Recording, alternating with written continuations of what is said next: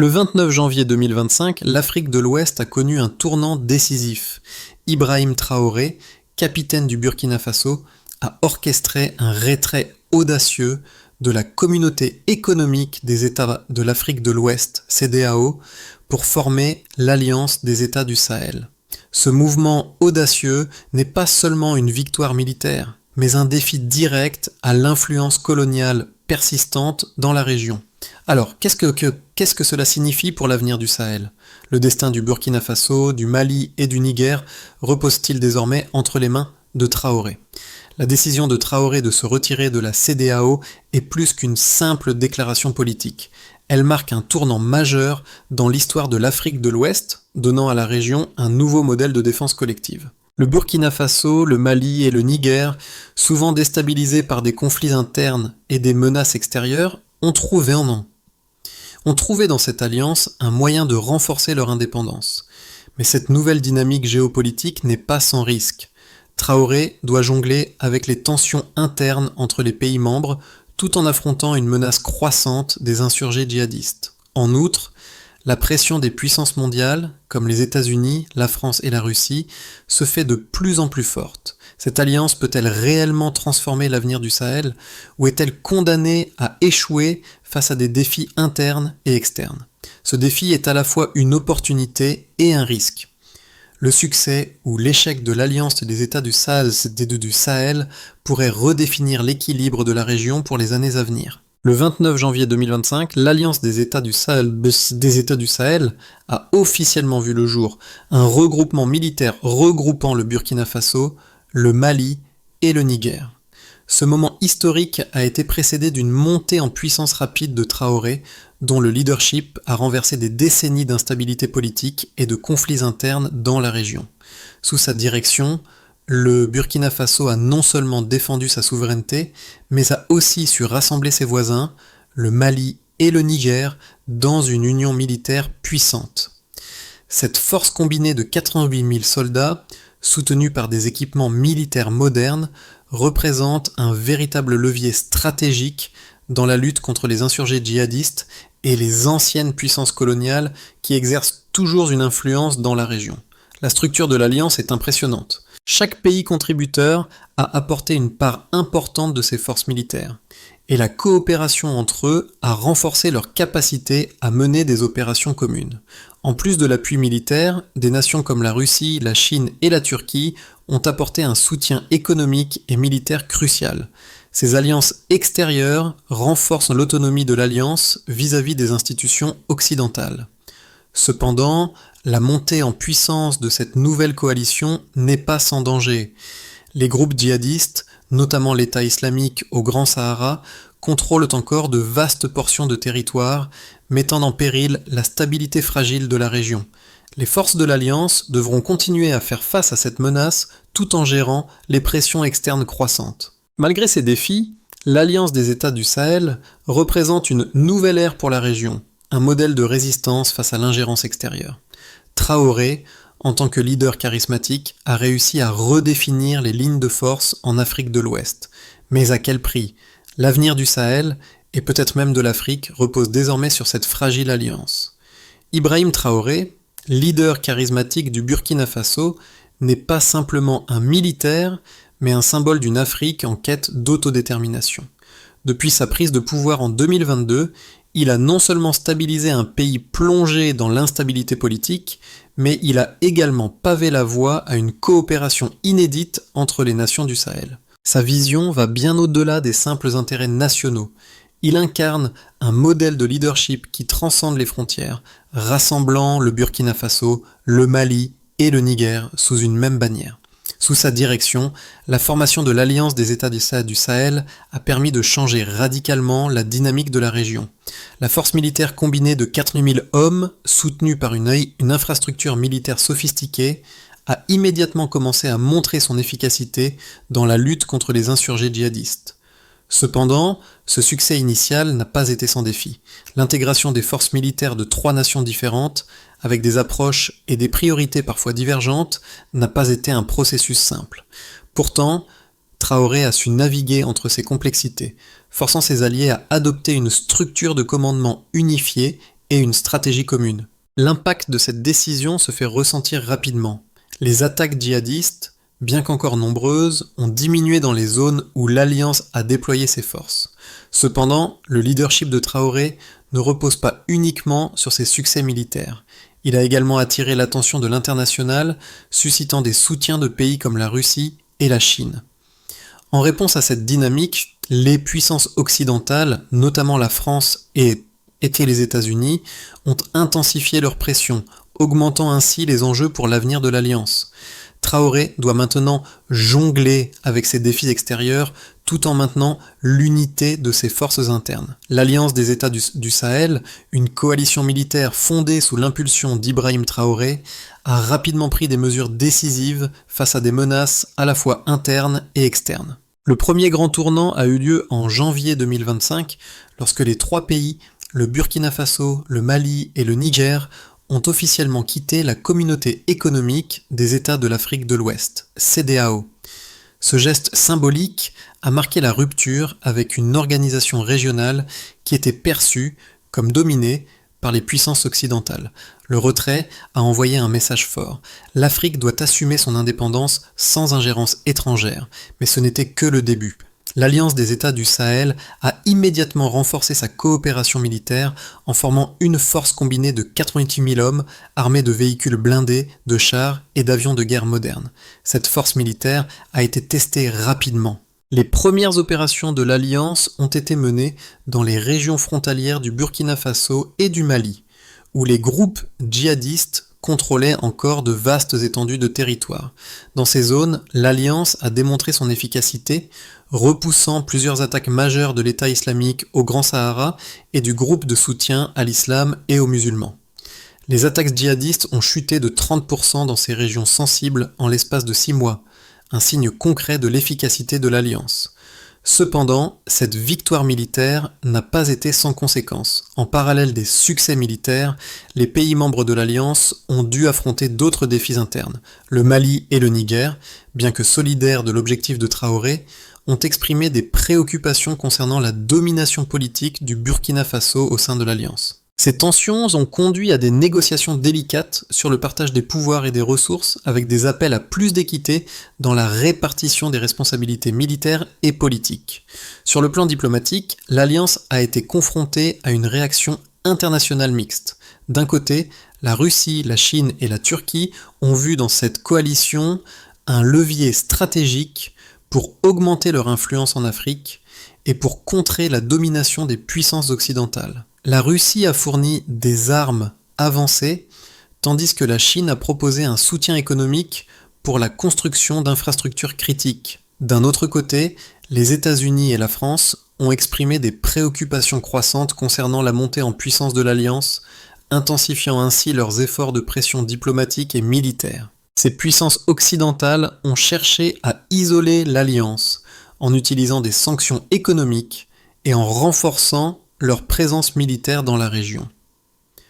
Le soutien populaire à l'Alliance, particulièrement au Burkina Faso, a été un facteur clé dans la consolidation de sa position. Environ 75% des Burkinabés ont exprimé leur soutien au gouvernement de Traoré, un chiffre impressionnant qui témoigne de la légitimité du leadership de l'Alliance au sein de la population locale. Ce soutien a permis à l'Alliance de puiser dans les ressources humaines et logistiques locales, renforçant ainsi sa résilience face aux menaces internes et externes. Mais le succès de l'Alliance ne repose pas uniquement sur ses capacités militaires. Elle incarne une nouvelle vision pour l'Afrique, celle d'une Afrique souveraine, déterminée à ne pas se soumettre aux diktats des puissances étrangères. Toutefois, cette vision est mise à l'épreuve. Les tensions internes entre les membres de l'Alliance et la pression croissante des puissances mondiales continueront de jouer un rôle déterminant dans son avenir. Depuis la création de l'Alliance des États du Sahel, les résultats concrets ont commencé à se faire sentir sur le terrain. En 6 mois, les chiffres parlent d'eux-mêmes. Une diminution de 30% des attaques djihadistes dans les zones frontalières entre le Burkina Faso et le Mali. Ces statistiques témoignent de l'efficacité de l'Alliance dans la lutte contre les groupes terroristes. Ce succès est attribué à l'intégration des capacités militaires des 3 pays membres, ainsi qu'à la mise en place d'une structure de commandement unifiée, ce qui a permis une réponse rapide et coordonnée aux attaques. Les chiffres concernant les forces déployées sont également impressionnants. L'Alliance dispose de 90 000 soldats, répartis entre le Burkina Faso, le Mali et le Niger. Cette force militaire est soutenue par une flotte aérienne comprenant 90 avions et 70 hélicoptères, permettant une couverture aérienne stratégique dans des régions difficiles d'accès. En termes de matériel terrestre, l'Alliance possède 300 chars, 470 véhicules blindés et 220 pièces d'artillerie, ce qui lui confère une capacité de frappe impressionnante face aux menaces internes et externes. Cependant, l'impact de l'Alliance ne se mesure pas uniquement en termes de force militaire. Le soutien de pays comme la Russie et la Chine a été essentiel pour renforcer l'autonomie de l'Alliance vis-à-vis des puissances occidentales. En 2025, la Russie a fourni des armes avancées d'une valeur estimée à plusieurs milliards de dollars, tandis que la Chine a contribué par un soutien économique sous forme de prêts à faible taux d'intérêt, permettant à l'Alliance de développer des infrastructures vitales pour la région, comme les routes et les systèmes de communication. Le soutien populaire au sein des pays membres de l'Alliance reste un indicateur clé de la stabilité interne de cette coalition. Selon une enquête menée en 2025, environ 75% des Burkinabés soutiennent le gouvernement de Traoré, une légitimité qui renforce l'Alliance et lui permet d'exploiter les ressources humaines et logistiques locales. Ce soutien est crucial car il permet à l'Alliance de maintenir l'ordre et d'obtenir des informations essentielles pour lutter contre les groupes djihadistes. De plus, le taux de déplacement interne a diminué de 20% dans les zones sous le contrôle de l'Alliance, un signe positif de la stabilisation progressive des régions affectées par la guerre. Sur le plan militaire, la coopération entre les 3 pays a montré des résultats remarquables. En 2025, près de 80% des opérations militaires menées par les pays membres ont été effectuées conjointement, ce qui souligne l'efficacité du modèle de défense collective. Cette collaboration est un atout majeur pour l'Alliance, permettant de maximiser l'utilisation des ressources disponibles et de coordonner les efforts contre des ennemis communs. En revanche, les défis persistent.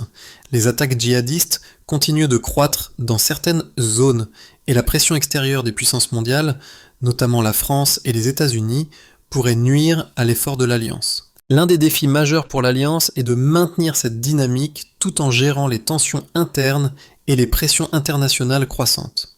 Toutefois, les chiffres montrent que l'Alliance des États du Sahel reste sur une trajectoire positive, avec des résultats tangibles sur le terrain qui continuent de renforcer sa position dans la région. L'Alliance des États du Sahel, bien qu'ayant obtenu des résultats impressionnants sur le terrain, n'est pas sans ses détracteurs. D'un côté, les défenseurs de cette alliance soulignent qu'elle représente une avancée majeure pour la souveraineté des pays de la région.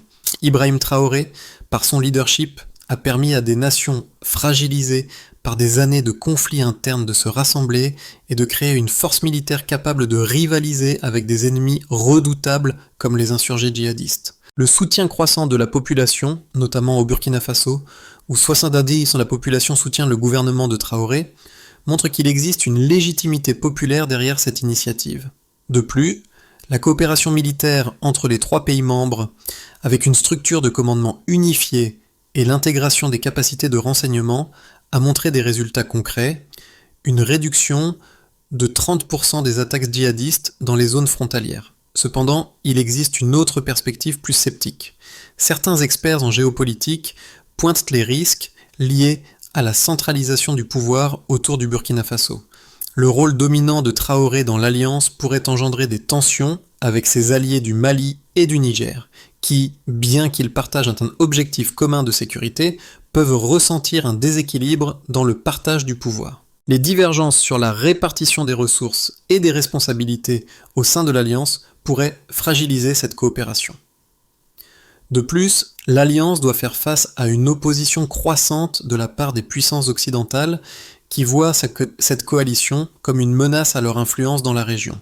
Les sanctions économiques et la pression diplomatique croissante pourrait isoler davantage les pays membres, nuisant ainsi à leurs efforts pour maintenir la stabilité interne et répondre aux menaces extérieures. La question qui se pose est donc de savoir si l'Alliance des États du Sahel peut continuer à évoluer et à renforcer sa légitimité tout en surmontant les défis internes et les pressions externes. Bien que ses succès militaires soient indéniables, sa pérennité dépendra de sa capacité à gérer les tensions entre ses membres et à maintenir une position diplomatique forte face aux puissances mondiales.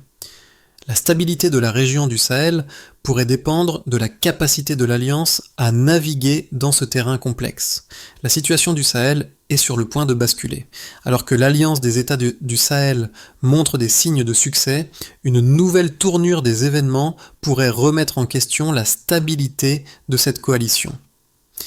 En 2025, malgré la réduction des attaques djihadistes dans certaines régions, les tensions internes commencent à émerger. Le Mali et le Niger, bien qu'alliés dans la lutte contre le terrorisme, expriment des inquiétudes croissantes concernant la domination du Burkina Faso dans l'Alliance. Ce déséquilibre pourrait devenir un point de rupture. Mais au-delà des tensions internes, l'influence extérieure continue de peser lourdement. La France, les États-Unis et d'autres puissances occidentales, préoccupées par l'autonomie croissante de l'Alliance et la perte de leur influence dans la région, intensifient leur pression économique et diplomatique. L'Alliance, bien que renforcée par le soutien militaire de la Russie et de la Chine, pourrait bientôt se retrouver isolée avec des sanctions internationales pouvant déstabiliser ses progrès. L'enjeu est désormais clair. L'Alliance des États du Sahel pourra-t-elle maintenir son unité face à des tensions internes croissantes et des menaces extérieures? Le destin du Sahel et de ses populations dépendra de la réponse à cette question. L'Alliance des États du Sahel a des implications profondes pour les pays membres et pour l'ensemble de la région. Du côté des gouvernements, cette coalition représente une chance unique de renforcer la souveraineté face à l'influence étrangère. Pour le Burkina Faso, le Mali et le Niger, cette alliance offre une réponse coordonnée aux menaces djihadistes qui pèsent depuis des années sur la stabilité de la région. Les forces combinées de ces trois pays, soutenues par des équipements militaires avancés et une structure de commandement unifiée, ont déjà permis de repousser plusieurs offensives majeures. Dans certaines zones, les attaques djihadistes ont diminué de 30% en l'espace de 6 mois, un signe tangible de la réussite de cette coopération. Cependant, les effets de cette coalition ne sont pas homogènes. Les populations locales, tout d'abord, la sont partagées. Dans les régions sous contrôle de l'Alliance, la sécurité s'est améliorée, mais les défis demeurent. Les civils, souvent pris entre les feux croisés des insurgés et des forces militaires, continuent de souffrir. Les déplacements internes restent fréquents et les infrastructures de base, telles que les écoles et les hôpitaux, sont toujours largement insuffisantes. Bien que l'Alliance ait permis de réduire la violence, la vie quotidienne des habitants reste marquée par l'insécurité et les pénuries. En outre, l'Alliance des États du Sahel a également des répercussions sur les relations diplomatiques de ses membres. Le retrait de la CEDEAO a créé un fossé entre l'Alliance et les pays occidentaux, principalement la France et les États-Unis, qui voient cette nouvelle coalition comme une menace à leurs intérêts stratégiques dans la région. Les sanctions économiques et l'isolement diplomatique se font déjà ressentir, ce qui pourrait entraver le développement économique des pays membres. Cependant, la coopération avec des puissances comme la Russie, la Chine et la Turquie a permis à l'Alliance de renforcer son autonomie. Ces pays ont fourni un soutien militaire crucial, des armes modernes et des prêts économiques qui ont facilité la croissance de la région, mais cela soulève des questions sur la dépendance de l'Alliance vis-à-vis de ces puissances non occidentales. Le soutien populaire, quant à lui, reste une clé de voûte pour la pérennité de l'Alliance. Au Burkina Faso, environ 65% des Burkinabés soutiennent le gouvernement de Traoré, ce qui lui confère une légitimité populaire indéniable. Toutefois, la montée en puissance de l'Alliance pourrait exacerber les tensions internes, en particulier entre le Burkina Faso, qui domine politiquement, et ses voisins du Mali et du Niger, qui pourraient se sentir marginalisés. Les divergences concernant la gestion des ressources et les priorités politiques pourraient devenir des obstacles majeurs à la stabilité de l'Alliance. À l'échelle régionale, l'Alliance représente une nouvelle dynamique géopolitique. La montée en puissance des pays du Sahel pourrait remodeler les relations internationales avec l'Afrique, prenant une part plus active dans la gestion de ses affaires. Cependant, cette évolution s'accompagne de risques. Le succès de l'Alliance dépendra de sa capacité à gérer les pressions internes et externes tout en maintenant une position unifiée face aux défis du Sahel. L'Alliance des États du Sahel est à un carrefour stratégique. Dans les mois à venir, plusieurs scénarios pourraient se dessiner, chacun avec des implications profondes pour la stabilité de la région et pour l'avenir de l'Alliance. Scénario 1, stabilité consolidée et extension de l'influence. Dans ce scénario optimiste, l'Alliance réussit à maintenir son unité interne et à surmonter les tensions entre le Burkina Faso, le Mali et le Niger. La coopération militaire continue de se renforcer, avec des résultats tangibles dans la lutte contre les insurgés djihadistes. Les pays membres parviennent à améliorer la situation économique de la région grâce au soutien stratégique de la Russie, de la Chine et de la Turquie. Le soutien populaire au sein des pays membres reste fort, et l'Alliance, renforcée par cette légitimité, pourrait même s'étendre pour inclure d'autres pays du Sahel comme le Tchad et l'Algérie. Cette expansion pourrait non seulement améliorer la sécurité régionale, mais aussi offrir un contrepoids géopolitique aux puissances occidentales en affirmant l'indépendance de l'Afrique dans la gestion de ses affaires. Scénario 2, guerre prolongée et tensions internes. Ce scénario envisage une guerre prolongée contre les insurgés djihadistes. Bien que l'Alliance ait obtenu des victoires militaires, les groupes terroristes pourraient se renforcer et étendre leur contrôle sur des régions clés. En conséquence, les pays membres de l'Alliance pourraient être confrontés à des tensions internes croissantes. Le Burkina Faso pourrait continuer à dominer politiquement, alimentant des frustrations au Mali et au Niger.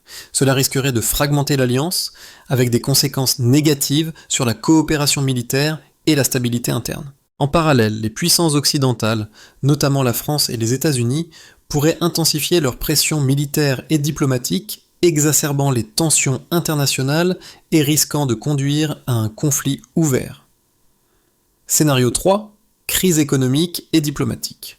Un troisième scénario envisage une crise économique prolongée et un isolement diplomatique croissant.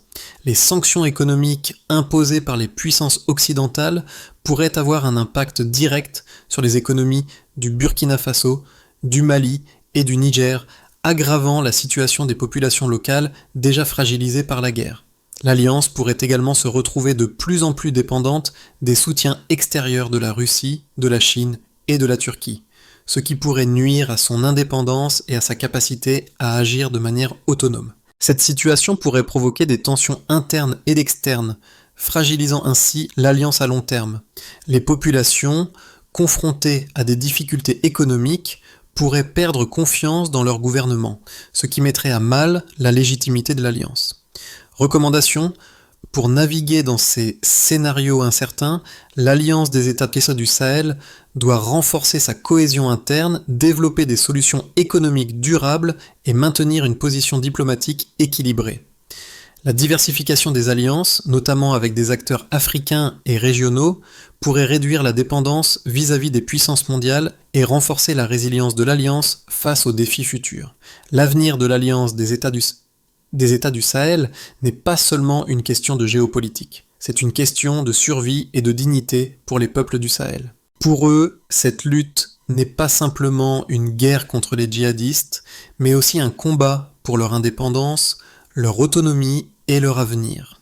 En soutenant Ibrahim Traoré et son gouvernement, les populations du Burkina Faso, du Mali et du Niger envoient un message fort. L'Afrique doit être maître de son destin. Mais que pouvons-nous apprendre de cette situation? La stabilité de l'Alliance repose sur sa capacité à naviguer entre les défis internes et externes. La solidarité entre les nations africaines et la volonté de prendre en main leur propre sécurité et développement constituent un modèle potentiel pour d'autres régions du continent. Cependant, cette vision de l'autosuffisance et de l'indépendance ne se construira pas sans sacrifice. La route sera semée d'embûches et la pression des puissances mondiales, l'instabilité interne et les défis économiques risquent de fragiliser cette unité. Cela soulève des questions cruciales pour le futur. Sommes-nous pressés ou sommes-nous prêts à soutenir des initiatives comme celle de l'Alliance des États du Sahel qui cherchent à redéfinir les rapports de force dans le monde? Ou continuerons-nous à voir l'Afrique comme un terrain de jeu pour les puissances extérieures? Chaque voix compte dans ce débat et il est essentiel de se demander quel rôle nous voulons jouer dans l'avenir de ce continent. Le Sahel est à un carrefour et chaque décision prise aujourd'hui façonnera le destin des générations futures. L'avenir de l'Alliance des États du Sahel dépend de la capacité des pays membres à naviguer dans un environnement complexe et à faire face à des défis internes et externes. Pour garantir la pérennité de cette alliance, plusieurs étapes concrètes doivent être suivies. Tout d'abord, l'Alliance doit renforcer ses mécanismes internes de prise de décision pour éviter les tensions entre les membres, en particulier entre le Burkina Faso, le Mali et le Niger. Une gouvernance plus inclusive et équitable pourrait réduire les frictions et garantir une coopération plus harmonieuse. Ensuite, une coopération renforcée avec les communautés locales et la société civile est essentielle. L'Alliance doit non seulement s'assurer de la stabilité militaire, mais aussi travailler à la reconstruction des infrastructures, à la fourniture de services essentiels et à la création d'opportunités économiques pour les populations touchées par la guerre. Le soutien populaire est crucial pour maintenir la légitimité du gouvernement et de l'Alliance, et des efforts doivent être faits pour intégrer les citoyens dans le processus de réconciliation et de développement. Sur le plan diplomatique, l'Alliance doit diversifier ses relations internationales. Bien que la coopération avec la Russie, la Chine et la Turquie soit essentielle, il est également important de maintenir des canaux de communication ouverts avec d'autres puissances africaines et internationales. En cultivant des partenariats stratégiques tout en préservant son indépendance, l'Alliance pourra mieux naviguer dans le jeu géopolitique mondial et protéger ses intérêts. Enfin, il est impératif que l'Alliance des États du Sahel adopte une approche à long terme pour son développement économique. En investissant dans les infrastructures et en diversifiant ses sources de financement, l'Alliance pourra garantir la résilience de ses membres face aux pressions économiques et aux sanctions internationales. L'Alliance des États du Sahel, unie sous la direction d'Ibrahim Traoré, incarne plus qu'une simple réponse militaire. C'est un symbole de résistance, de fierté et de détermination. Alors que le Sahel a longtemps été perçu comme une région en crise, ce mouvement audacieux révèle un avenir où l'Afrique prend le contrôle de son destin. L'unité forgée entre le Burkina Faso, le Mali et le Niger reflète un espoir commun, celui d'un avenir où les peuples de la région peuvent décider de leur propre voie sans l'ingérence extérieure. Mais ce rêve est loin d'être garanti. La route est semée d'embûches et les défis qui attendent l'Alliance sont immenses. Cependant, la résilience et la volonté des peuples du Sahel de défendre leur souveraineté sont un facteur crucial. Si cette solidarité continue à se renforcer, si l'Alliance parvient à surmonter ses divergences internes et à maintenir un soutien populaire solide, elle pourrait devenir le modèle d'une Afrique unie et autonome. Aujourd'hui, nous nous retrouvons à un carrefour crucial. Le Sahel est en train de redéfinir son avenir.